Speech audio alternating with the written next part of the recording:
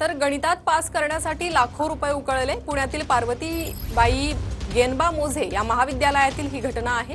पुणे पोलिसांकडून प्रोफेसरसह चौघांना बेड्या ठोकण्यात आल्या। नापास होण्याची भीती वाटते अशा विद्यार्थ्यांना हेरून प्रोफेसरने संगनमत करून 10 ते 50,000 रुपये स्वीकारायचा। तर आयटीआयचे पीपीपी तत्वावर अद्ययावतीकरण करण्याचा शासन निर्णय जारी करण्यात आला। राज्यातील 419 आयटीआयचा मेक ओव्हर करण्यासाठी फायदा होणार आहे। वर्षाला 1.5 लाख कुशल रोजगार निर्मितीचं उद्दिष्ट असेल। कौशल्य विकास मंत्री मंगलप्रभात लोढा यांनी ही माहिती दिली आहे। तर पीपीपी तत्वामुळे कौशल्य तफावत दूर होणार आहे। बाजारपेठेशी सुसंगत आधुनिक प्रशिक्षण दिलं जाईल। शिकाऊ उमेदवार प्रशिक्षणासाठी 11,000 कंपन्यांसोबत भागीदारी करणार। महिला आणि दिव्यांगांसाठीही औद्योगिक प्रशिक्षणाची व्यवस्था उभारली जाणार।